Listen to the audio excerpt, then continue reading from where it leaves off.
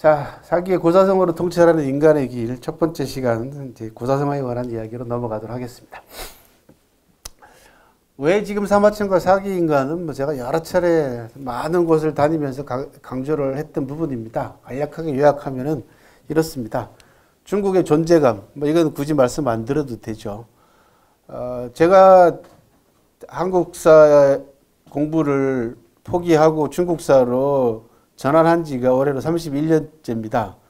그러니까 그 당시에 5년간의 공부를 마치고 동기 동창들 앞에서 나는 더 이상 한국사를 하지 않고 중국사로 방향을 돌리겠다라고 얘기를 했을 때 엄청난 그 비아냥 소리를 들었습니다.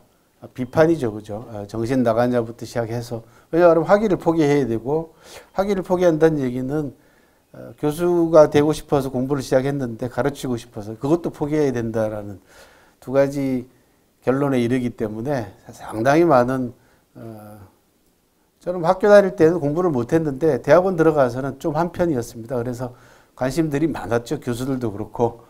그런데 전공을 바꾸겠다 그러니까 이거는 거의 자살행위나 마찬가지지 않습니까? 그때 제가 뭐라 그랬냐면 앞으로 반세기 이내에 중국이 한국의 생사해탈권을 지게 될 것이다.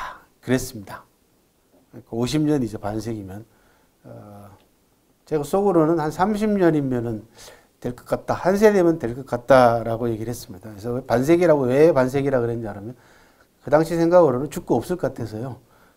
넉넉하게 50년이라고 얘기를 한 거죠. 올해로 31년째인데 아시다시피 한국의 생사해탈권을 거의 특히 경제적인 측면에 있어서는 우리가 사드 사태에서 보셨다시피 중국의 영향력이라는 게 아주 엄청난 영향력으로 지금 다가오고 있고 남북관계가 지금 풀려가고 있는 이런 상황에서 중국의 역할은 앞으로 더 커질 걸로 보입니다. 어떤 면에 있어서는 남북관계가 풀림으로 해서 14억이라고 하는 중국 시장이 이제 내수 시장화될 가능성이 생김으로써 남북관계의 여하에 따라서는 앞으로 우리나라의 제2의 국군 융성기도 가능하지 않겠냐라는 그런 전망을 해봅니다. 두 번째는 중국의 국가 전략 가운데에서 소프트파워 전략이라는 게 있습니다. 미국은 하드파워 전략입니다. 하드파워는 군사하고 정치입니다. 그러니까 말을 안 들면 가서 힘으로 누르고 정치에 개입했죠. 그죠? 그 전 세계 모든 지역의 분쟁 지역에 미국이 개입되지 않은 곳이 없지 않습니까? 지난 거의 100년 넘게 미국이 막강한 군사력을 가지고 전 세계를 호령해 왔습니다. 이거를 하드파워 전략이라고 합니다. 반면에 G2로 성장한 중국 입장에서는 미국의 하드파워 전략 가지고는 전 세계 사람들에게 존경과 마음을 얻을 수 없겠다라고 하는 결론을 내리죠. 그래서 우리는 그와 반대되는 대조적인 소프트파워 전략을 국가 전략으로 삼겠다. 소프트파워 전략에는 군사하고 정치 대신 뭐가 들어갈까요? 경제와 문화가 들어갑니다. 예, 경제와 문화가 들어갑니다. 경제는 우리의 물질 생활을 지배하는 부분이고 문화는 우리의 정신 생활을 지배하는 부분입니다. 그래서 막강한 경제력을 가지고 다른 나라에 경제 지원을 하거나 또는 도로를 비롯해서 철도를 비롯해서 인프라를 구축을 해주고 그 대가로 공자어학원을 비롯해서 공자 아카데미와 같은 문화 전파를 위한 전초기지를 전 세계 지금 현재 한 500군데 가까이 만들었습니다. 공자 아카데미가 우리나라도 한 작년까지 통계가 25군데가 공자 아카데미가 들어와 있으니까 우리나라가 제1호가 공자 아카데미 1호 우리나라에서 제일 먼저 생겼어요. 그리고 전 세계에다가 공자 아카데미, 공자어학원 이런 형태의 쉽게 얘기하면은 프랑스 문화원이나 독일 문화원 이런 형태의 문화원 형태를 만들어서 이름을 공자 아카데미라고 붙였습니다. 왜 전 세계 사람들에게 잘 알려져 있는 그리고 거부 반응이 거의 없는 공자를 앞에다가 세운 거죠. 중국의 가치를 전파하는데 이만한 인물이 없지 않습니까? 중국이 전 세계 지난 한 20년 가까이 전 세계에다가 설립한 공자 아카데미 숫자는 프랑스가 식민지를 개척하면서 식민지에다가 세운 프랑스 문화원 400년 동안 설립한 프랑스 문화원 숫자를 훨씬 뛰어넘습니다. 그러니까 그 기세가 얼마나 대단한가라는 걸 알 수가 있겠죠. 우리 입장에서는 이 중국의 소프트 파워 전략이 굉장히 심각합니다. 다른 나라는 뭐 아프리카나 저 남미 같은 나라들, 중동 같은 나라들은 문화도 다르고 역사도 다르고 문자도 다르고 언어도 다르기 때문에 이 문화가 삶에 영향을 미치는 데까지는 일정한 시간이 걸리고 또 한계가 있죠. 그죠? 그런데 우리는 한자 문화권입니다. 그리고 수천 년 동안 시간과 공간을 공유했습니다. 중국과 더불어서. 그래서 중국의 소프트 파워 전략이 우리나라한테 미치는 영향력이라는 것은 미국이 우리한테 미치는 영향이 얼마나 대단합니까? 그 영어 때문에 난리를 치고 있지 않습니까? 별로 쓸모도 없는 영어, 그죠? 영어 쪼그라고 배워가지고 여러분들 미국 가가지고 몇 마디나 합니까? 외국 가 쓰지도 않고 지금 현실에 쓰는 용어라고는 시사 영어 정도, 그죠? 예. 그런데도 그걸 죽으라고 가르쳤으니까 얼마나 엄청난 영향을 미쳤는가. 교육 전반에 영향을 미쳤지 않습니까? 그 영향력하고 중국의 영향력하고는 상대도 안 될 만큼 커진다는 거죠, 이 부분이. 그렇게 되면은 우리의 정체성 문제까지도 아마 앞으로 거론될 가능성이 큽니다. 왜냐하면 그런 시행착오를 반복한 적이 있어요, 우리가. 조선시대 때 보시면 알잖아요. 세종대왕께서 한글을 창제했음에도 불구하고 그거 안 쓰겠다고 양반들이, 그죠? 사대부들이 난리를 쳐가지고 그거 언문이라고 그러고 비하시키고, 그죠? 그런 역사가 있습니다. 그리고 명나라가 멸망하니까 조선시대 때 양반들이 뭐라 그랬습니까? 중화가, 그죠? 중국이 멸망을 했으니까 이제 우리가 소중하다. 우리가 작은 중국이다라고 얘기를 했습니다. 이게 정체성을 상실한 지배계층들이거든요. 그래서 우리한테 미칠 영향력은 중국의 그 국력과 중국의 경제력과 이런 부분들이 커지면 커질수록 심각해질 수밖에 없다라는 거고, 현재 교육 시스템으로 놓고 봐도 제2외국어는 중국어가 다 점령을 했죠. 그죠? 예. 이게 미국 영어하고 중국어가 바뀌는 날은 시간 문제다라는 겁니다.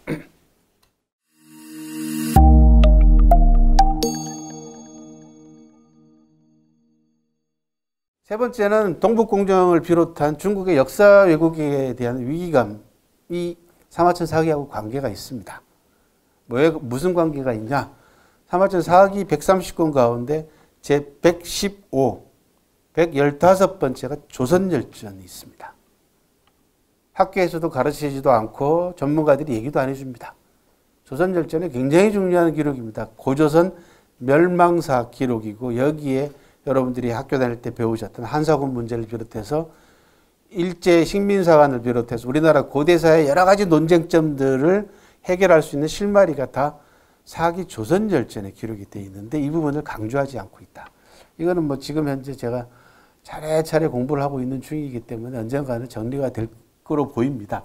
원래 한국사 전공할 때도 고구려 초기 대외 관계사가 제 전공이었기 때문에 바로 직전에 고조선이 멸망했거든요. 그래서 고조선 공부는 뭐 옛날부터 많이 되어 있는 상태라서, 또 지금 사기를 완역하고 있는 상태라서 조선열전의 문제를 반드시 짚고 넘어가야 될 필요가 있다. 근데 이 조선열전은 우리 역사에 있어서 제일 중요한 기록입니다. 가장 중요한 기록입니다. 왜 그러냐? 고조선이 멸망한 연도가 기원전 108년입니다. 사마천은 기원전 145년에 태어나셨습니다. 그러니까 나이를 환산해 보면 우리 나이로 38살 때입니다. 기원전 108년이. 그리고 그해 사마천이 아버지의 뒤를 이어가지고 태사령이라고 하는 사관 배설에 취임하기도 합니다. 그러니까 그 기록은 1차 사료라는 겁니다. 당대사 기록이죠. 그러니까 가장 중요한 기록입니다. 근데 이 부분에 대해서 한국 역사학계가 지금까지 소홀히 해왔다. 미필적 고의입니다. 그러니까 일부러 무시하는 가능성이 크다. 그리고 그 뿌리를 따지고 올라가면 식민사관하고도 연계가 된다라는 겁니다. 이 중요한 기록에 대해서 지금까지 강조를 안 해왔다는 거거든요. 그래서 그런 부분들도 조선열전이 관계가 있기 때문에 동북공정을 비롯해서 한중일 세 나라의 역사 문제를 해결하는 데 있어서도 가장 중요한 열쇠죠. 그죠? 관건이 되는 기록이 조선열전이다. 그러니까 오늘 여러분들은 뭐 다른 다양한 고사성어들도 알고 가시고 또 배우고 가시겠지만은, 야, 사기 조선열전이 있다더라. 이건 잊어버리시면 안 됩니다. 아이들한테도 마찬가지고 여러분들도 마찬가지입니다. 한국 역사의 출발부터 시작해서 우리 역사가 안고 있는 여러 가지 문제점들을 안고 있기도 하고 해결할 수 있는 실마리도 그 기록이 있다라는 부분. 그 다음에 미국을 비롯한 서양 리더십의 한계가 지금 노정이 됐지 않습니까? 지금 오랜 세월 동안. 그래서 미국의 영향력이 점점 줄어들고 있는 가장 큰 이유 중에 하나는 미국이라는 나라가 전 세계에 보여준 리더십의 한계죠. 이게 서양 리더십의 한계이기도 합니다. 그러다 보니까 자연스럽게 동양 리더십이 주목을 받을 수밖에 없고 동양의 도덕과 가치관들이 주목을 받을 수밖에 없습니다. 현재. 그리고 그 중심에 중국이 있죠. 누가 뭐라 그래도. 미국과 더불어서 세계사를 이끌고 가고는 양대 축이기도 하고 앞으로 한 세대 이내가 한 20, 30년 이내면은 중국이 미국을 추월할 것이라고 하는 것은 굳이 제 예상이 아니더라도 전 세계 미래학자들이나 전문가들이 이구동성으로 예상하고 있는 부분은 바로 이제 중국이 미국을 추월한다라는 건 시간 문제다라는 겁니다. 실질적으로 그런 징조들은 여러 곳에서 이제 보이고 있는 상황이다. 이 부분은 다 외부적인 요인들입니다. 그죠? 내부적으로 사마천 사기가 갖는 가장 큰 매력 가운데 하나는 자기 성찰이죠. 그죠? 황금 만능 시대에, 그리고 천박한 자본주의 시대에 인간성의 상실 문제라든지, 그 다음에 윤리와 도덕의 타락 문제라든지 이런 부분들이 우리 사회에 지금 곳곳에서 터져 나오고 있지 않습니까? 이건 우리나라뿐만 아니라 전 세계가 안고 있는 문제이기도 합니다. 그런 문제점들을 되돌아보게 만들어주는, 반성하고 성찰하게 만들어주는 인문학적 자산으로서 사마천의 사기가 자연스럽게 주목을 받을 수밖에 없다라는 거 하나. 그리고 그런 측면은 사마천 사기는 역사책임에도 불구하고 역사적 문학서요, 문학적 역사서라고 하는 아주 전대미문의 유일무이한 평가를 받고 있는 책이기도 합니다. 역사를 문학의 경지로 올리기도 한 책이기도 합니다. 저는 뭐라고 얘기하냐면 역사책으로서 역사 문학의 경계를 허물어버린 책이다. 그렇게 얘기를 합니다. 이게 왜 중요하냐 그러면요. 흔히 여러분들 역사과를 가가지고 전공을 하게 되면 굉장히 글을 쓰면 재미없게 쓰죠. 특히 논문 같은 거 쓰면 주 달고 막, 그거 누가 읽어요. 그죠? 아무도 안 읽습니다. 자기들끼리만 읽는 겁니다. 그런데 사마천 사기를 보게 되면 역사책도 재미있게 쓸 수 있다라는 거죠. 저는 이제 석박사 공부할 때 아주 뼈저리게 느꼈습니다. 그 문학적인 표현을 동원했다가 교수들한테 어마어마하게 혼났거든요. 그죠? 역사 논문 속에다가 착잡하다라고 하는, 착잡하다라는 말 하잖아요. 우리 심경이 복잡하다 이럴 때는 착잡이라고 합니다. 그거 썼다고, 대외관계에서 논문에 그거 썼다고 얼마나 그 찐밥을 먹었는지 말도 못합니다. 그때 속으로 제가 한 얘기, 속으로 뭐라고, 앞으로 대놓고는 얘기 못하고 뭐라고 그러죠. 아니, 이렇게 쓰면 어디가 덧나냐? 실제로 착잡이라는 단어는 중국에 벌써 한 2000년 전에 작가가 쓴 표현입니다. 그러니까 동양 사회에 있어서, 동양에 있어서는 문학과 역사의 경계가 없었습니다. 애시당초 없었습니다. 서양의 학문 분류가 들어오면서 분류가 된 것이지 없었습니다. 그리고 그 모범이 사마천 사기입니다. 그러다 보니까 역사와 문학의 경계를 허물게 되면 표현이 달라지죠. 표현이 달라지면 그 달라진 표현 속에서 우리는 뭔가를 생각하게 됩니다. 깊이 있게. 그게 철학입니다. 그렇잖아요. 그래서 문사철이 통섭된 책입니다. 역사책으로서는. 그래서 차원 높은 가치관을 정립하는 데 있어서 사마천 사기만한 게 없더라. 또 하나는 이 책을 남긴 사람의 이야기죠. 그죠? 책은 참 괜찮은데 그 책을 쓴 사람의 라이프 스토리가 재미가 없다. 이러면은 그죠? 그것도 또 별 볼 일 없어요. 그죠? 근데 사마천의 삶이라는 게 참 뭐 소설로도 쓰기 힘들 만큼 또 상상하기도 힘들 만큼 어려운 인생 역경을 겪었던 그런 역사가입니다. 그러다 보니까 이 사람의 라이프 스토리하고 사마천 사기하고가 일치되는, 그죠? 책과 사람이 일치가 되는 보기 드문 선물을 우리가 받고 있는 셈입니다. 실제로 여러분들이 그 베스트셀러라고 해서 책을 읽어보게 되면은 이 책이 감동은 받는데 실제로는 그 사람의 뒷이야기를 들어보면 아닌 경우가 많잖아요. 그죠? 요즘 미투 때문에 그런 사람 많이 나왔잖아요. 그죠? 근데 사마천하고 사기는 거의 삶과 책이 일치가 되는 굉장히 슬픕니다. 그런 측면에 있어서는 31년째 제가 사마천 사기만 들여다보고 살고 있는데 최근 5, 6년 사이에 어떤 경험을 하고 있냐 그러면 이게 빙의된 느낌 같은 거를 많이 느끼고 삽니다. 그러니까 삶 자체가 너무 슬퍼서 별로 좋은 현상은 아닌데 애절하죠, 그죠? 그러다 보니까 사기 한 글자 한 글자가 좀 애틋하게 다가오고 그러다 자연스럽게 공부를 하는 데 있어서도 조금 깊이가 생기지 않냐라는 이제 수박 건반 봤는데 25년 가까이 이제 수박 안을 좀 열어볼 수 있으려나 라는 생각을 하고 살고는 있긴 합니다만 뭐 진수를 맛을 보지는 못하고 것 같습니다. 끝날 것 같습니다.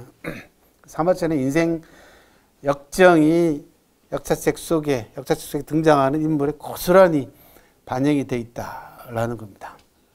그런 점에서 사기는 객관적 기록의 나열이 아니라 철두철미 주관적인 역사책입니다.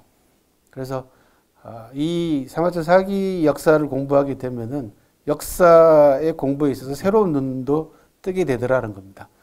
그게 뭐냐?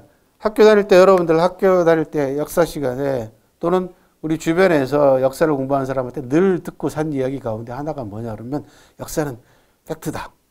그런 얘기 듣고 살았습니다. 그리고 역사는 객관적이다. 그런 얘기 듣고 살았습니다.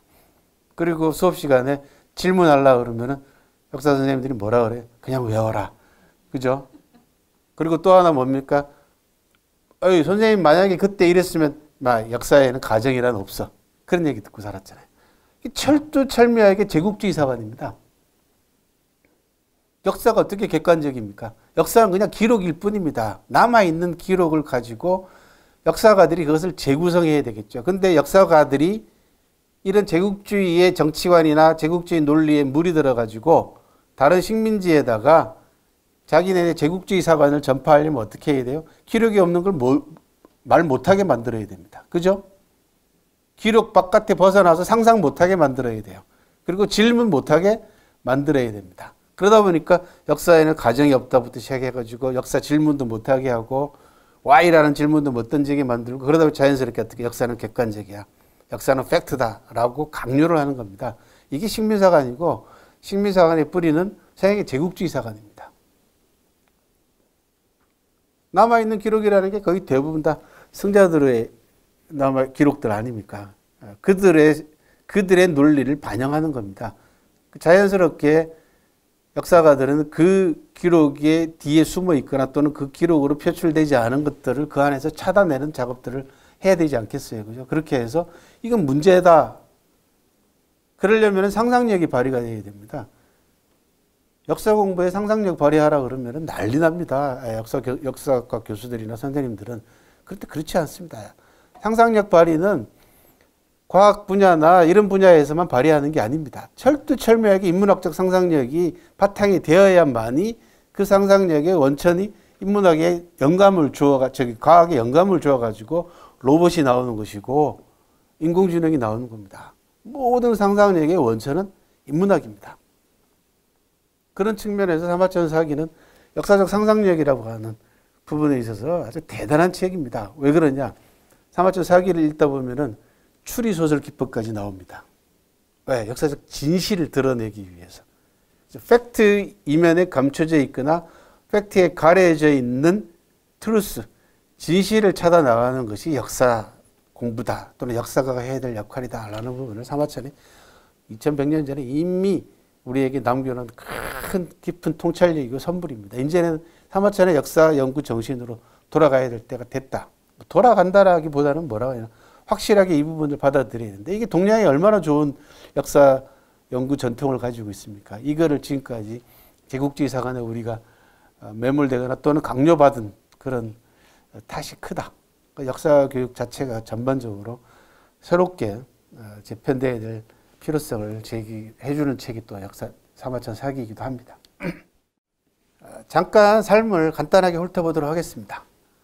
평범한 집안에서 태어났습니다. 아버지가 태사령이라고 하는 사관, 기록을 담당하고 있는 양반이었어요. 그리고 그 황가의 도서관 관장이기도 했습니다. 그러니까 기록 담당이다 보니까 자연스럽게 문서도 관장을 해야 되죠.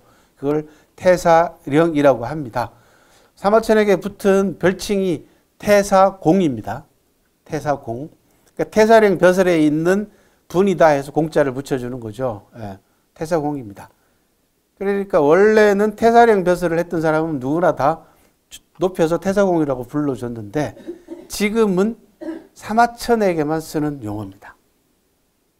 지금 2100년이 지난 지금 시점에서 태사공 하면은 사마천밖에 없습니다. 그러니까 이제는 고유명사가 되어버렸습니다. 보통 명사가. 그만큼 역사에 있어서 사마천이 차지하는 비중이 크다라는 걸 보여주는 거고 사마천의 위상 문제가 되겠죠. 사관 집안에서 태어나가지고 시골에 살았습니다. 지금도 사마천 고향은 섬서성 한성시라고 하는 곳인데 지금도 시골입니다. 인구 55만, 우리로 얘기하면 인구 한 2만에서 3만 정도의 군 정도밖에 되지 않습니다. 시골에서 태어나서 가축 기르고 농사 짓고 자랐습니다. 어렸을 때 똑같습니다. 시골에서. 그리고 공부는 10살 때부터 합니다. 10대부터 10살 때부터 고문을 배웠다라고 스스로 얘기를 하고 있습니다. 그러니까 아주 평범한 가정에서 평범하게 자랐습니다.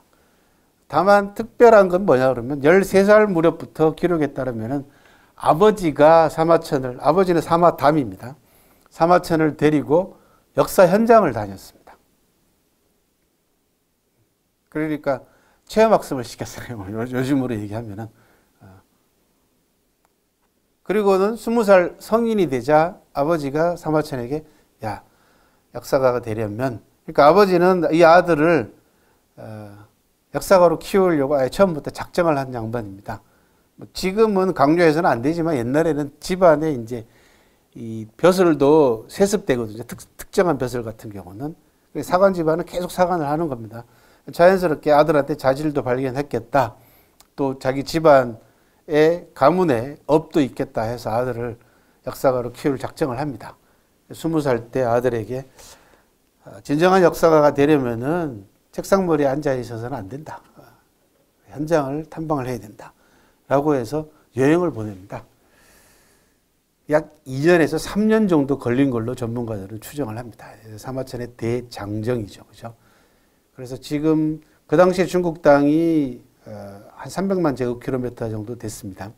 우리 남북한 합친 땅 등에 15배 정도 되는데 동북 지역 일부하고 저쪽에 실크로드 지역, 서북 지역 일부를 제외하고는 거의 대부분 다 다닌 걸로 이제 노선도가 그려집니다. 그러니까 한 200만 제곱킬로미터 가까이를 다니지 않았겠는가.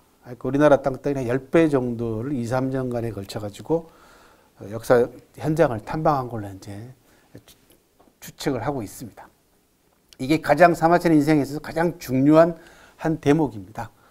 이때 현장에서 사마천이 얻어온 경험, 그 다음에 현장에서 얻어온 자료들, 그 다음에 현장에서 만난 사람들, 그 다음에 현장에서 전해져 내려오는 설화와 전설들, 이런 우리 구전이라고 하죠. 그렇죠? 이런 것들이 나중에 사마천 사기의 내용을 풍요롭게 만들어주고 생생하게 만들어주는 큰 밑바탕이 됩니다. 그래서 사마천의 사기의 체제부터 시작해가지고 사기가 이제 기전체라고 하는 체제를 가지고 있는데 이 체제를 만들어내는데 가장 중요한 역할을 작용을 한 것이 사마천의 여행이라고 저는 봅니다. 그래서 사기의 출로를 마련해준 여행이다 이렇게 표현을 합니다. 저는. 그리고는 돌아와가지고 24, 5살 무렵에 입사합니다. 입사라는 것은 조정에 들어갔다는 얘기죠. 예비 관료가 됩니다. 그 이제 낭이라고 하는데, 낭중이라고 하는데 예비 관료입니다. 그래서 한나라 무제라는 황제는 천하의 젊은 인재들을 쫙 자기 옆에 거느립니다. 그래서 예비 관료를 만들어 놓고 결혼이 생기거나 자리가 비면은 그 사람한테 맞춰가지고 그때그때 벼슬 자리에 이제 나가게 하는 거죠. 사마천은 집안이 이제 태사령 사관 집안이었기 때문에 태사령을 물려받아야 되는데 그 사이에 경험을 해야 되잖아요. 그래서 무난하게 입사를 해서 궁중 생활에 들어갑니다. 예비 관료가 되고 36살 때 아버지가 세상을 떠납니다. 그리고는 아버지의 뒤를 이어서 태사령 벼슬에 오릅니다. 그때가 고조선이 멸망한 해입니다. 36살 때 아버지가 돌아가시는데 태사령 치면 왜 38살에 했게요? 바로 안 하고? 예? 3년상을 지내야 되잖아요. 뭐가 그렇게 어렵습니까? 3년상을 지내야 되는. 36, 37, 38은. 그죠? 그래서 38살에 태사령에 취임합니다. 그때가, 연도를 제가 헷갈렸는데, 그때가 고조선이 멸망한 해다라는 거죠. 그리고 여러분들이 또 한 가지 알아두셔야 될 재미난 게 뭐냐 그러면 태초력이라고 하는 달력을 만드는데 사마천이 적극적으로 참여합니다. 태초력이 뭐냐? 이게 음력입니다. 음력을 만든 사람입니다. 다른 말로 농력이라고 하죠. 그죠? 농사 짓는 달력이라고 해서. 태초력을 만들기 전까지 중국의 달력은 한나라 시대 때 달력을 썼는데요. 10월 달이 한 해의 첫 달이었어요. 이게 안 맞아. 절기하고도 안 맞고 농사하고 특히 안 맞습니다. 그래서 달력을 전면 개편을 합니다. 그래서 한 해의 시작을 1월 달로 시작하는 농사 달력, 농력, 음력을 만들었습니다. 그걸 그 당시에 태초력이라고 불렀습니다. 달력을 만든 것도 중요하지만 역사가로서 사마천에게 달력이라는 문제는 대단히 중요합니다. 왜냐하면 시간의 문제가. 역사라는 학문은 공간과 시간의 학문입니다. 언제 어디서의 학문이란 말이죠.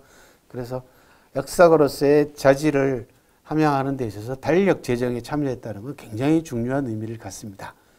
더더군다나 이 달력 제정에는 뭐가 들어가냐 그러면 해와 달, 그죠? 절기 이런 게 들어가잖아요. 천문학이라든지 이런 것들이 필요합니다. 실제로. 그래서 나중에 사기 속에 보면은 천문학과 관계되어 있는 기록들이 남아 있습니다. 천관서라고 하는 천문학 기록이 남아 있어요.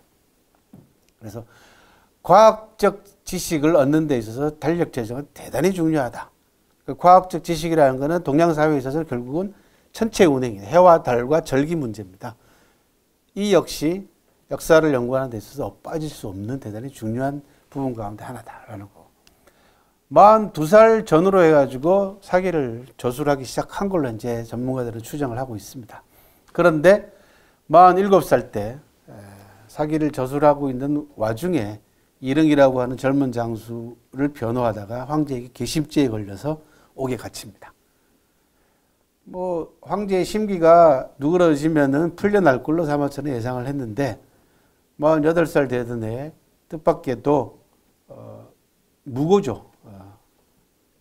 이릉이라는 장수가 흉노의 포로가 됐는데 흉노 군대에게 군사훈련을 시키고 있다라고 하는 헛소문이 전해져 옵니다. 무고입니다. 한나라 무제가 생각도 해보지도 않고 앞뒤 가리지도 않고 이릉의 노모를 포함해서 이릉의 전 가족을 몰살시킵니다. 그리고 사마천에게 반역자의 편을 들었다고 해서 사형 선고를 내립니다. 반역죄를 씌워서. 이게 청천벽력이죠. 그죠? 예. 사기도 완성하지 못한 상태에서 억울하게 반역죄까지 뒤집어 써서 이게 사마천으로 하여금 정말 일생일대 최대의 위기에 몰립니다. 그리고 극심한 고문도 당합니다.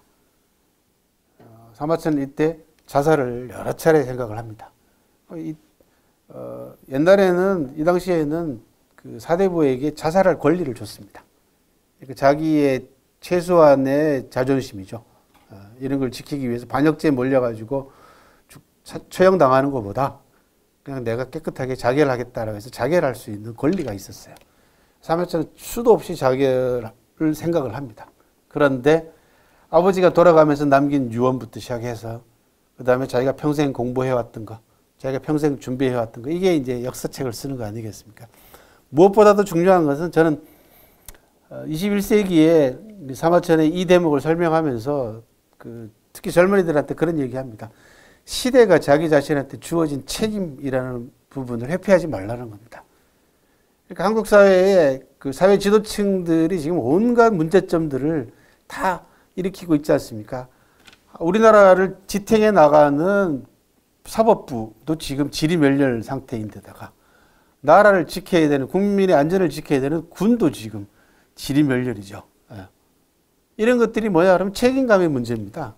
자기 자신이 자기가 지금 현재 위치하고 있는 이 자리에 내가 이 세상을 위해서 내가 이 자리에서 할 수 있는 일이 뭔가라는 부분에 대한 좀 더 세상을 위해 좀 더 나은 쪽으로 끌고 가기 위해서 내가 해야 될 역할이 뭔가라는 책임감에 대한 부분들이 완전히 지금 파탄이 나 있는 상태입니다.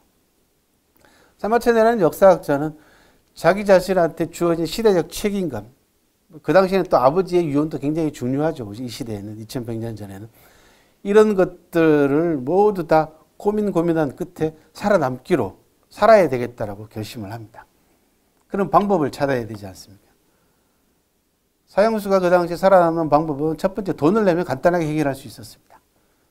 50만 전이라고 하는 속전이 지금으로 얘기하면 뭐 수억에 해당되는 돈에 해당 양이긴 합니다. 많은 돈입니다. 근데 돈도 없는 상태, 그 다음에 도와주는 사람도 없습니다. 왜?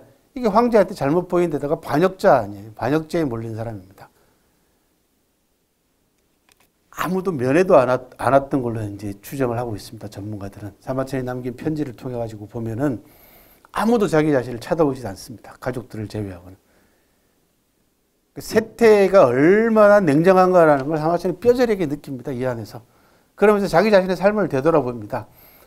이런 사마천의 심경을 가장 대변하는 유명한 글이 보임안서라고 하는 이만이라고 하는 사람한테 남긴 편지가 있습니다. 여러분 그 부분을 꼭 읽어보시기 바랍니다.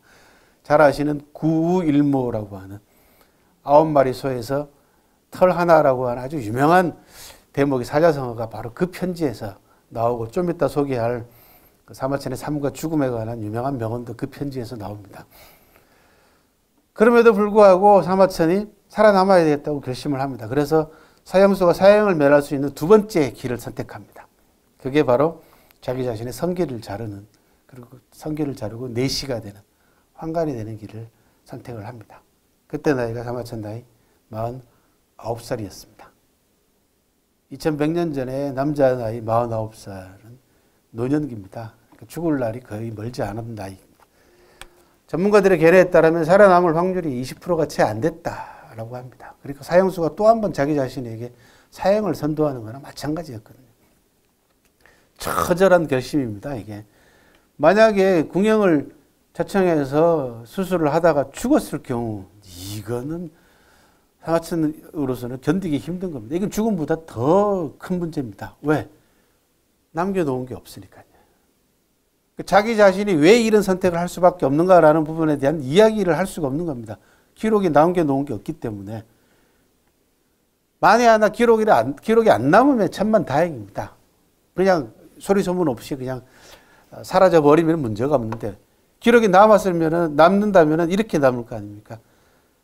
한나라 무제시대 때 태사령 벼슬에 있던 사마천이라는 자가 반역죄를 짓고 구차하게 살아남으려고 궁형을 자청했다가 죽었다는. 이거는 위로는 조상, 아래로는 후손들한테 어마어마한 치욕이죠. 이것 때문에 사마천은 엄청난 고민을 했을 겁니다.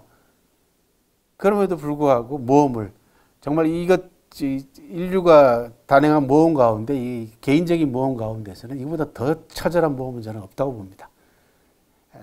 궁형을 자청해서 사마천 개인에게는 뭐 어떨지 모르지만 인류에게는 정말 천만다행이죠. 그죠?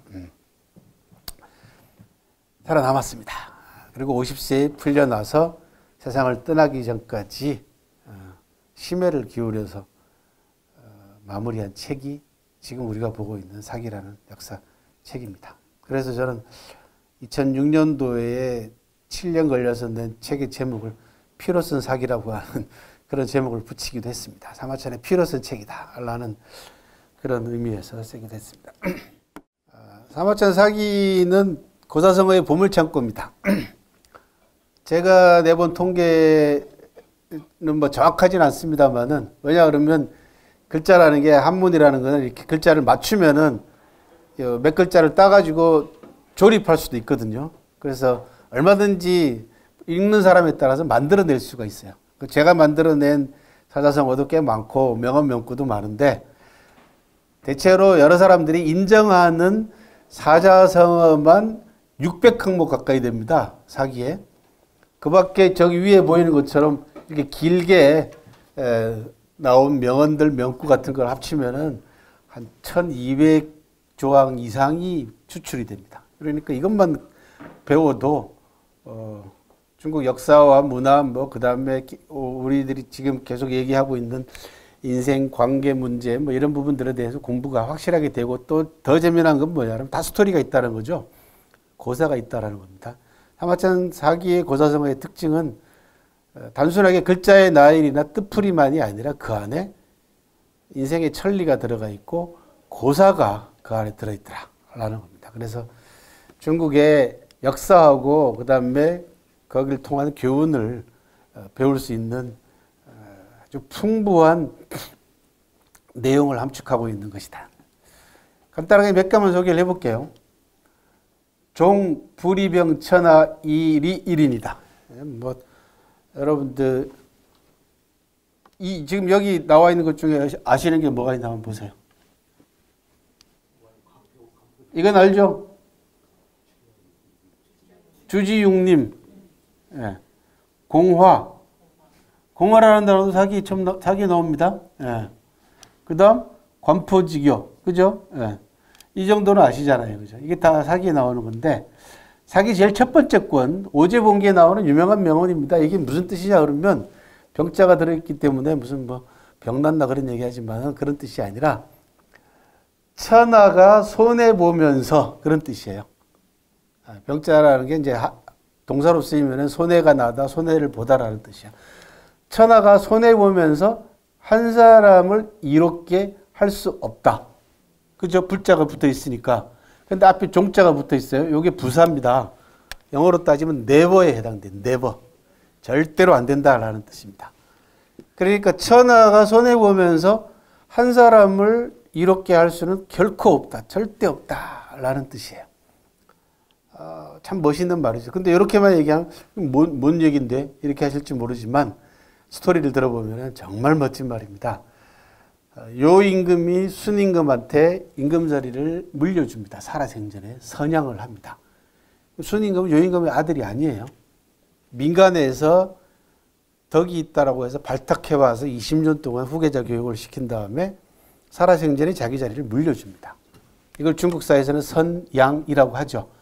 그랬더니 요임금의 아들, 단주라는 아들이 있어요. 이 아들을 따르는 측근들이 있을 거 아니에요. 태자를 따르는. 이 신하들이 요임금한테 항의하는 거예요. 왜 아들 놔두고 멀쩡한 낯도 얼굴도 모르는 내력도 모르는 호레비를 이제 순이 호레비였거든요. 호레비를 데려다 임금 자리를 물려주냐 이거예요. 그 아들이 지게 해야지 자기들이 한 자리 할 거 아니에요. 신하들은. 그러니까 요임금이 한 말입니다. 한 사람의 이익을 위해서 천하가 손해볼 수는 없지 않냐.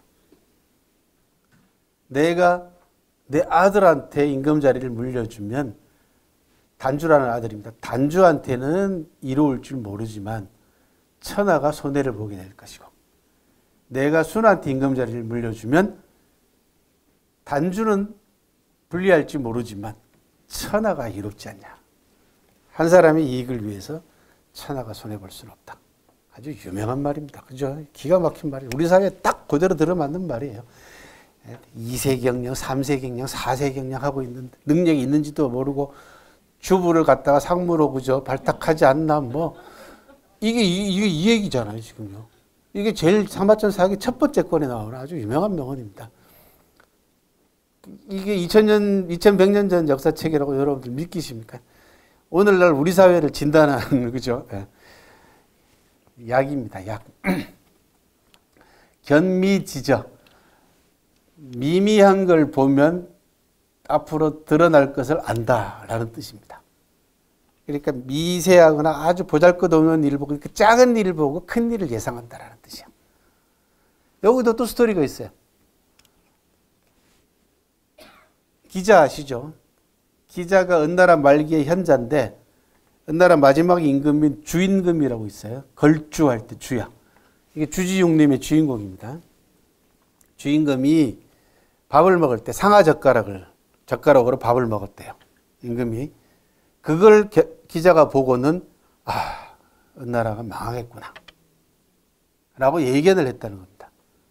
그래서 그걸 뭐라고 얘기하면 작은 걸 보고 미미한 걸 보고 앞으로 장차 드러날 일을 안다라고 얘기를 합니다. 미래 예측을 얘기를 하는 거죠.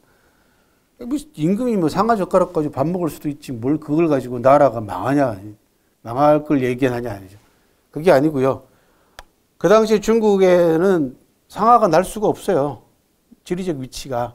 이게 코끼리가 있어야 될 거 아닙니까? 코끼리는 저 동남아시아 가야지 나온단 말이죠. 중국 저 남쪽으로.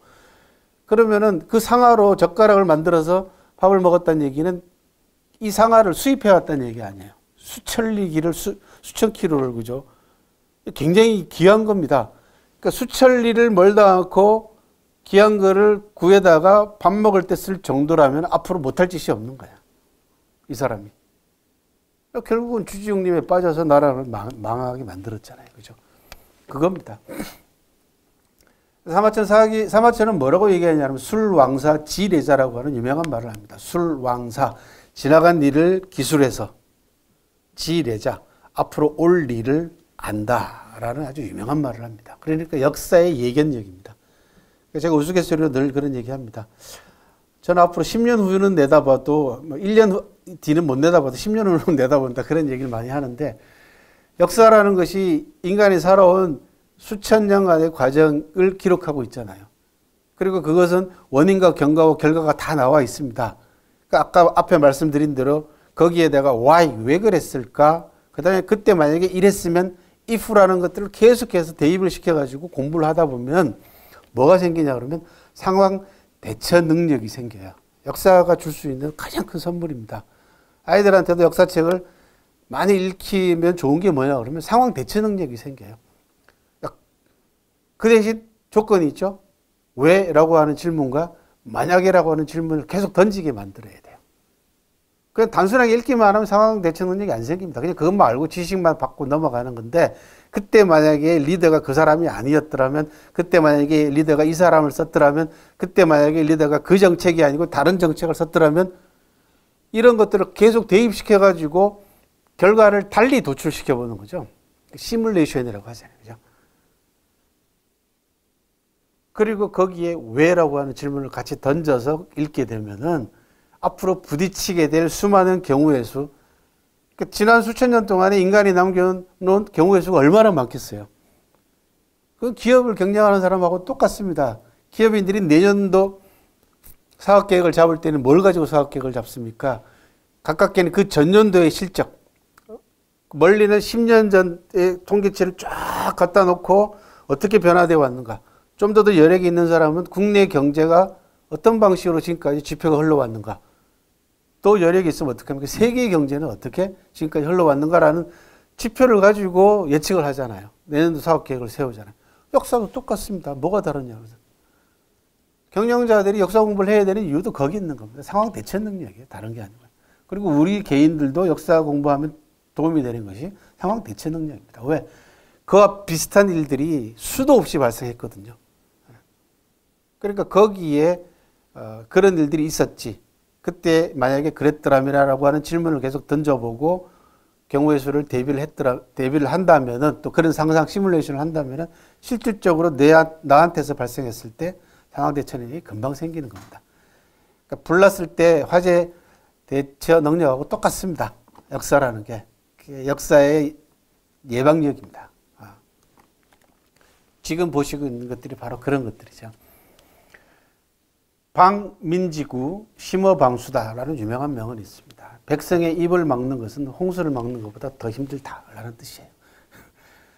여론. 참 멋있는 말이잖아요. 그죠? 그 다음 공화정치라고 하는 공화 단어도 나온다고 말씀드렸고 관포지구 얘기했죠. 그 다음에 한국 사회에서 가장 문제점 가운데 하나가 뭐냐 하면 공사 구분이 안 되고 있다는 거죠. 인상녀라고 하는 전국시대 때 유명한 인물이 이렇게 얘기를 합니다. 선 국가 지급 이후 사구야라. 연파라는 장수하고 개인적인 갈등을 겪으니까 자기 식구들이 왜 자꾸 연파를 피하고 연파를 겁을 먹냐. 네가 자리도 높고 권력도 있는데 그랬더니 인상녀가 이렇게 얘기를 합니다. 나라에 급한 일이 먼저고 개인적인 원한은 나중이다 라고 얘기합니다.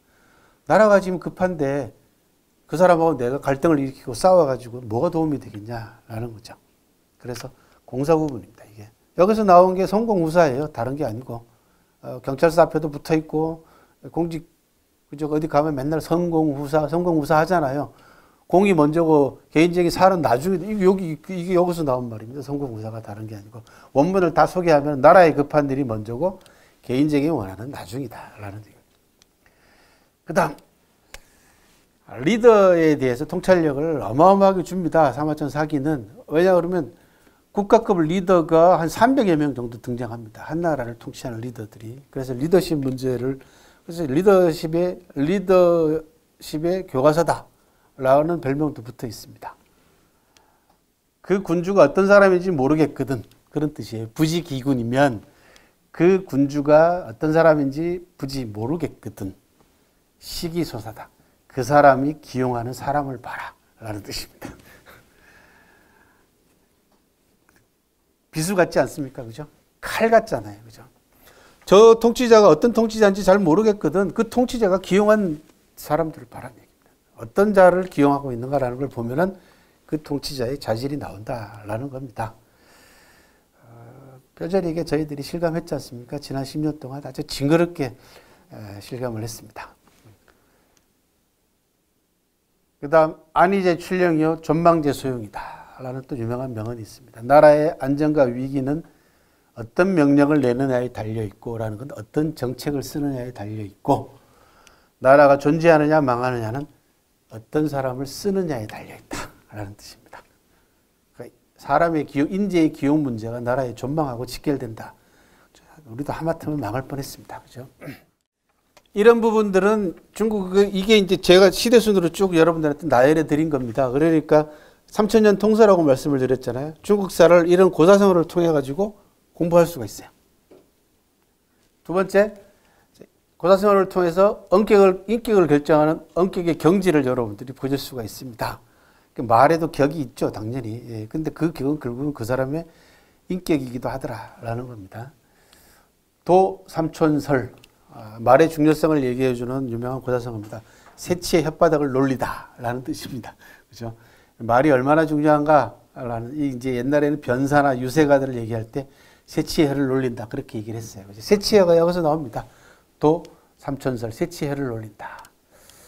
사마천은 골계열전에서 이렇게 얘기합니다. 담은 미중이면 역가히 해본이다. 말이 미묘하게 들어맞으면 분쟁도 해결할 수 있다. 그러니까 우리 속담에 말 한마디로 천장빚을 갚는다 그런 말 있잖아요. 이게 비슷한 뜻입니다. 그 말이 상대편하고 얘기하는 말이 적절하면 들어맞으면 싸움도 해결할 수 있다는 얘기입니다. 싸울 필요가 없다는 거죠. 그러니까 말을 잘하면 격조 있는 말을 쓰면 상대하고 다툴 일이 없다라는 겁니다. 그래서 말이 들어맞으면 싸움도 해결하는데 오죽하겠어요. 그죠? 그 다음에 여러분들도 잘 아시는 유명한 명언입니다. 창름실이 지 예절이요 의식주역이 지 영육이다. 창고가 가득 차 있으면 예절을 알고 먹고 입는 것이 풍족하면 명예와 치욕을 안다 라는 아주 유명한 경제와 인간의 윤리 도덕적인 측면 또는 인간과의 관계 문제까지 통찰하고 있는 사마천 말이 아닙니다. 누구 말이냐 그러면 관중의 말입니다. 관포지교의 주인공인 관중이 관자에서 남긴 말을 사마천이 인용을 했습니다. 공부하고 관계되어 있는 유명한 명언도 있습니다. 사마천이 남긴 말입니다. 호학심사면 심지기이다. 배우길 좋아하고 깊이 있게 생각하면 마음으로 그 뜻을 알게 된다라는 유명한 말입니다. 생각하라는 얘기입니다. 다른 게 아니고 공부만 하고 소용없습니다. 생각하지 않으면, 즉 다시 표현하면 의문을 품지 않으면 그건 공부가 아닙니다. 그래서 역대 유명한 명인들은 뭐라고 얘기하냐면 크게 의심하면 크게 진보하고 작게 의심하면 작게 진보한다. 의심할 줄 모르면 퇴보한다 라는 유명한 말들을 합니다. 그러니까 질문하라는 얘기예요. 학문이라고 하는 단어를 보시면 여러분들 금방 나오죠. 배울 학자에다가 물을 묻잖아요. 공부는 배우고 묻는 겁니다. 물음이 없는 공부는 공부가 아닙니다. 사마천은 하는 걸음 더 나아가서 깊이 있게 생각하라 라고 얘기하죠. 근데 이 절묘하죠. 잘 보세요. 사자, 생각사자로 끝나죠. 근데 생각사자 밑에 마음심자가 붙어 있잖아요. 근데 이 마음심자가 그 다음 단계 심자로 바로 연결됩니다. 그리고 마지막 마무리 뜨뜻자도 마음심으로 끝나죠. 그죠? 마음심자가 3개나 붙어 있어요. 그래서 마음속으로 깊이 있게 생각해야만이 학문의 경지가 달라진다. 그래서 생각하라. 그리고 아까 말씀드린 유명한 사마천의 생사관입니다. 친구 이만에게 보낸 편지에서 인고유일사 혹중호 태산이요 혹중호 경무다 용지소추 이하다라고 하는 지금까지 위인들이 남겨놓은 생사관 가운데서도 가장 절절한 생사관이 아닐까 생각이 듭니다. 사람은 누구나 다 한 번은 죽는다. 그죠? 어떤 죽음은 태산보다도 무겁고 어떤 죽음은 새틀보다도 가볍다. 진짜는 죽음을 얘기합니다. 죽음을 사용하는 방향이 다르기 때문이다. 라는 아주 유명한 명언을 남깁니다. 태산보다도 무거운 죽음으로 남고자 한다면 태산보다도 무거운 삶을 살아라. 그 삶이 뭐냐? 죽음을 사용하는 방향이라는 겁니다. 그렇지 않습니까? 우리가 인생을 살아나가면서 내 삶의 방향이 어디가 있느냐에 따라서 삶의 질이 결정이 되고 내 죽음의 질이 결정이 됩니다. 그러니까 삶과 죽음이 둘이 아니다라는 아주 유명한 명언을 남겼습니다. 이게 불가의 말을 빌지 않더라도 다른 유명한 명언을 빌지 않더라도 사마천이 2100년 전에 이미 삶과 죽음의 문제에 관해서 이렇게 명쾌하고도 무겁게 진단을 내린 바가 있습니다. 사람은 누구나 다 한 번은 죽지만 어떤 죽음은 태산보다도 무겁고 어떤 죽음은 새틀보다도 가볍다. 죽음을 사용하는 방향이 다르기 때문이다.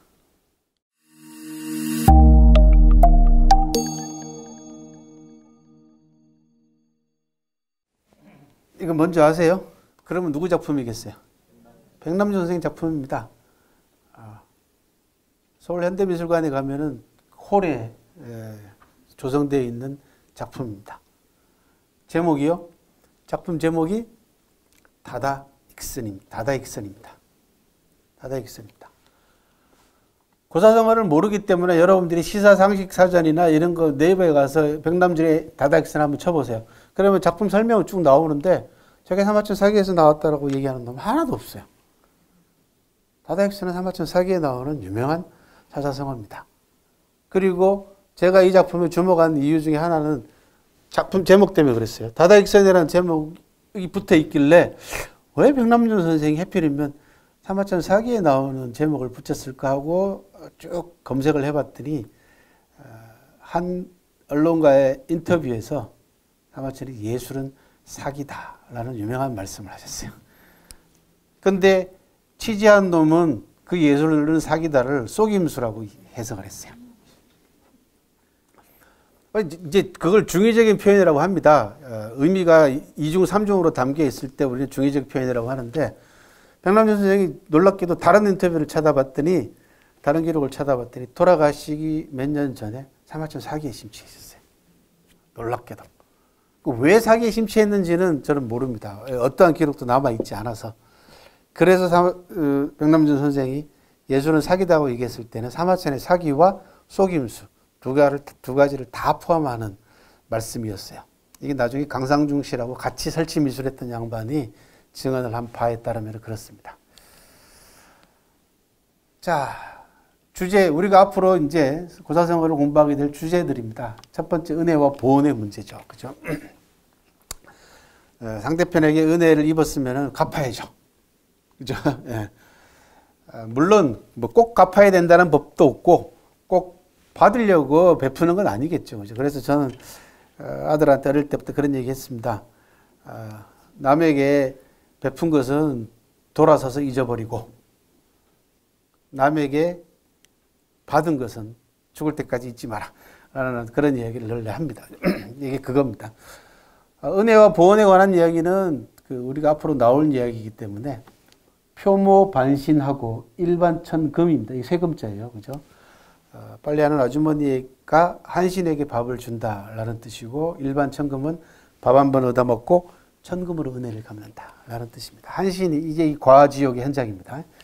아까 잠깐 그림으로 봤던 건달의 가래이 밑을 기어가는 치욕을 당하는 과지옥의 현장이고 이 한신이 젊은 날 직업이 없어가지고 전전할 때 빨래하는 아주머니한테 밥을 한 20일 가까이 얻어먹습니다.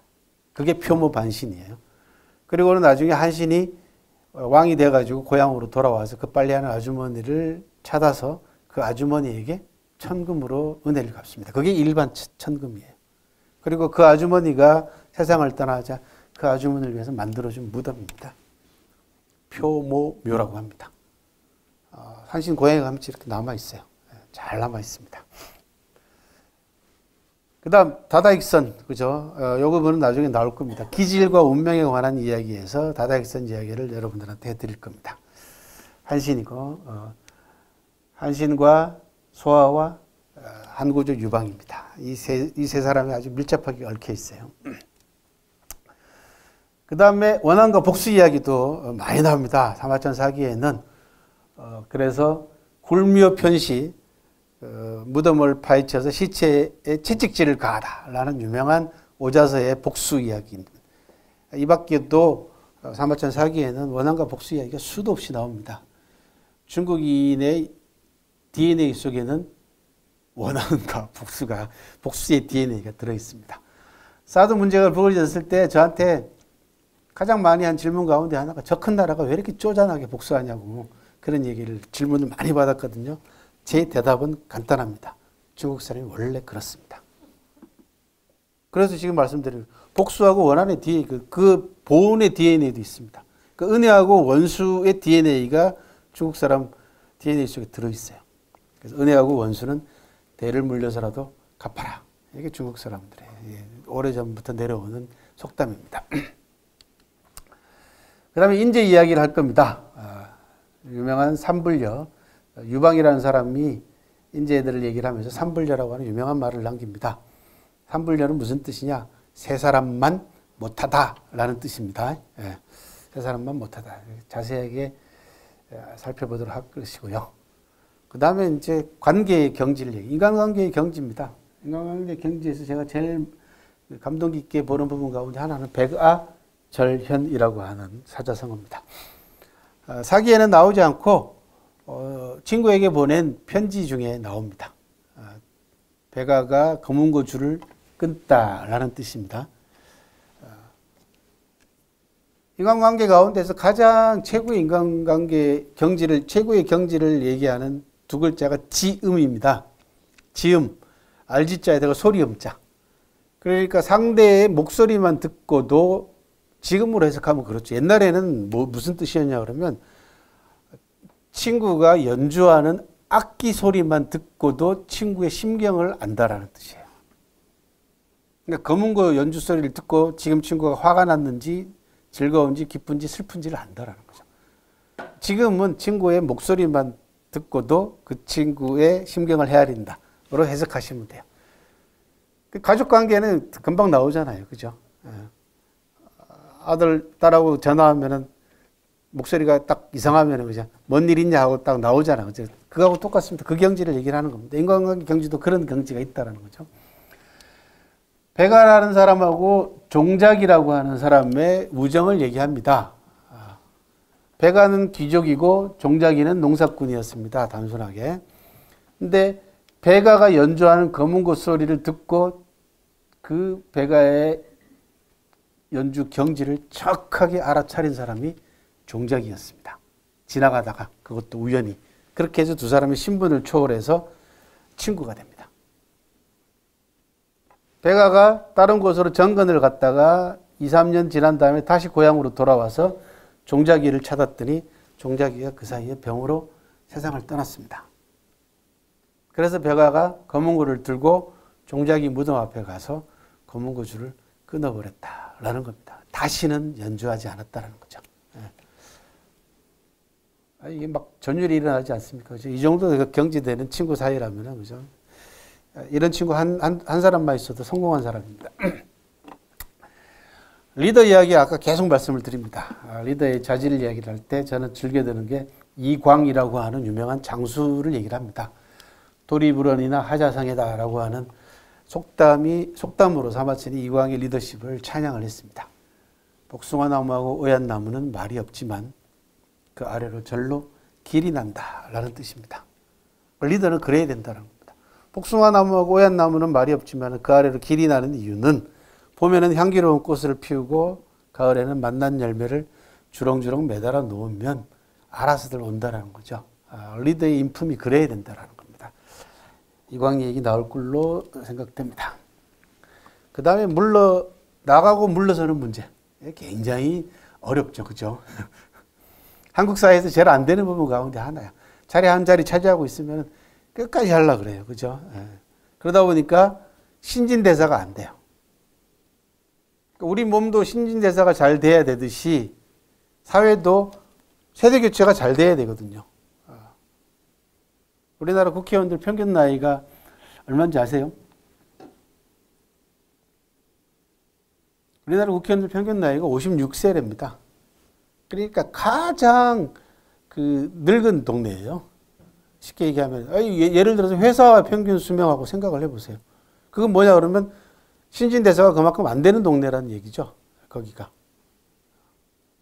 그러니까 4선, 5선, 6선. 4선 하면은 16년 해먹는 거예요. 그죠? 5선 한 20년을 하는 거 아닙니까? 특권만 200개가 넘는 데입니다. 국민들이 그 특권을 회수해야 됩니다. 우스갯소리로 제가 그런 얘기를 하는데요. 지난 10여 년 동안 제가 강의를 안 해본 데가 거의 없습니다. 대기업은 다 거의 대부분 다 해봤고, 청와대 들어가서도 해봤고, 심지어 국정원 가서도 강의를 해봤는데요. 저 여의도만 저를 안 불러요. 그렇습니다. 실제로 여의도 국회의원들이 무슨 모임 해가지고 사람들 불러가지고 특강 듣는 거 보면은 별의별 희한한 사람들 다 불러갖고 특강 듣거든요. 그런데 저는 한 번도 요청을 받아본 적이 없어요. 이유는 딱 한 가지밖에 없더라고요. 싫은 소리 하니까. 지들 듣기 좋은 소리만 듣는 동네예요, 거기가. 그래서 민심이 어디가 있는지 모르고 아직까지 저러고 있습니다. 왜 그러냐? 진퇴를 몰라서 그렇습니다. 나가야 될 때하고 물러갈 때를 몰라서 그렇습니다. 지금도 이렇게 엄청난 선거를 통해 가지고 국민들이 심판했음에도 불구하고 자진해서 물러나겠다라는 놈이 거의 없지 않습니까? 그죠? 그것도 물러나는 것도 꼼수 부리고 물러난단 말이죠. 장량에 관해서 얘기를 하면서 이렇게 얘기를 합니다. 구수존명불상이다. 귀한 명성을 오랫동안 가지고 있으면 상스럽지 못하다라는 겁니다. 그러니까 자리에 오래 앉아 있으면 안 된다라는 거죠. 이 장량 사당에 붙어 있는 유명한 글자입니다. 지지. 제 친구 중에 하나는 저걸 자기 호로 만들었어요. 멈출 줄 알아라. 그런 뜻이에요. 그칠 줄 알아라. 그러니까 인생은 자동차하고 똑같습니다. 뭐가 있어요? 엑셀레이터가 있고 브레이크가 있습니다. 대부분 다 엑셀레이터만 밟을 줄 알지 브레이크를 못 밟아서 문제가 생기는 겁니다. 그래서 제때 물러난 사람들 이야기와 제때 물러나지 못함으로써 자기 자신의 삶을 망친 사람들 이야기가 사기에 많이 등장합니다. 나눔의 문제, 그러니까 노블레스 오블리주 문제의 사마천 사기는 굉장히 많이 나옵니다. 고귀한 만큼 의무를 다하라, 책임을 다하라. 한국 사회를 정확하게 진단하는 이야기죠. 그죠? 종선여류와 시혜불건이라는 유명한 말이 있습니다. 좋은 것은 물러르듯이 그냥 따라해라 라는 얘기예요. 착한 일하고 좋은 일을 하는데 뭘 그걸 재고한다는 얘기죠. 그건 따라하라는 얘기입니다. 그 다음 시혜불건, 은혜를 베풀 때 피곤해 하지 마라. 그런 얘기입니다. 기꺼이 베풀어라 라는 얘기입니다. 착한 일은 물러르듯이 따라하고 은혜는 기꺼이 베풀어라. 그런 뜻입니다. 약속을 지키는 문제에 관한 이야기들이 많이 나옵니다. 그래서 사마천은 이렇게 얘기를 합니다. 일락백금이다. 계포라는 사람의 승낙, 약속 한마디가 백금보다도 더 무겁더라라는 이야기고, 이런 구정이다. 모수의 말 한마디가 가마솥 9개보다 더 무겁다라는 뜻이에요. 그러니까 사람의 말 한마디가 얼마나 의미가 있는가, 중요한가라는 이야기입니다. 특히 약속에 대해서는 더 말할 것도 없다라는 겁니다. 한국 사회가 지금 법의 본질에 관해서 법은 만인에게 평등하다라고 얘기한 게 한국 사회에서는 법은 만 사람에게만 평등하다. 그렇게 해석이 되고 있잖아요. 그죠? 우리나라는 법의 신이라고 하는 푸시켄가 하는 신이 보면은 눈도 안 감고 있고, 그죠? 눈 뜨고 있다 그러대, 우리는 보니까. 우리는 좀 다르답니다. 법의 본질에 관해서 상황이라고 하는 유명한 개혁가가 이렇게 얘기를 합니다. 자기가 와가지고 진나라에 와가지고 개혁 정책을 펼치려고 보니까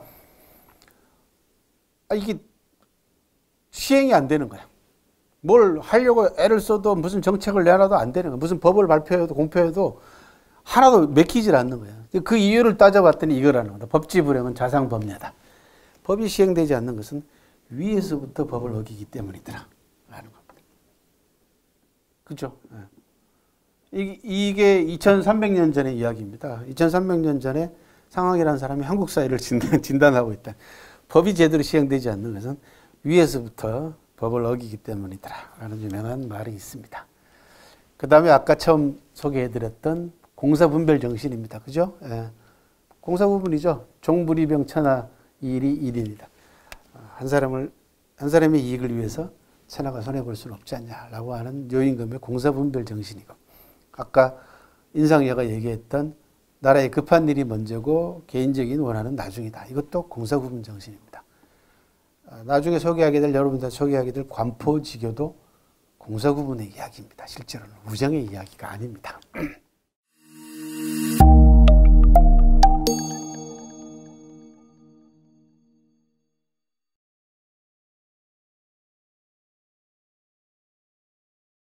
사기에 관해서 간단하게 살펴보겠습니다. 사기는 130권의 3000년 통사다. 중국 정사 24사의 효시다. 처음이다. 그 다음에 여러분들도 학교에서 배우셨던 기전체라고 하는 역사 소설 체제를 창안했다. 중국의 역사가, 진정한 역사의 출발은 사기로부터 시작합니다. 기전체는 사기의 5체제 가운데에서, 5체제라는 건 본기, 표서, 세가, 열전 이렇게 얘기를 합니다. 그 가운데 본기의 기자하고 열전의 전자를 따서 기전체라고 합니다. 이 기전체 역사 소설 체제는 2000년 넘는 세월 동안 동양에 지대한 영향을 미치죠. 우리나라한테는 바로 직접적인 영향을 미쳐서 삼국 사기가 나왔고, 고려사도 기전체입니다. 일본에도 영향을 미쳤고, 한자를 쓰는 한자 문화권에는 사기의 영향이 미치지 않은 곳은 없습니다. 아까 말씀드린 대로 치열한 현장 정신이 반영이 된 역사책입니다. 그래서 그만큼 생생하다. 사마천은 역사를 움직이는 주체는 인간이다 라는 걸 확실히 합니다. 그래서 인간의 작용이 얼마나 역사에 중요한가라는 부분, 이 부분은 계속해서 말씀을 드릴 겁니다. 그리고 역사는 발전하고 변화하고 진보한다라고 하는 진보적인 사관을 보여준 최초의 역사가이기도 합니다. 그리고 물질적 생산활동의 중요성을 인식했다는 얘기는 부자 이야기입니다. 사마천 사기에 보면은 제129, 실질적으로 제일 마지막 편에 해당되는 129의 화식열전이라고 해서 경제 이야기가 나오고 부자 이야기가 나옵니다. 역사서로는 최초입니다. 2100년 전에 역사책 속에다가 역대 부자들 30여 명의 이야기를 집어넣었어요. 이것 때문에 2000년 넘는 세월 동안 엄청난 욕을 얻어먹었습니다. 사마천이.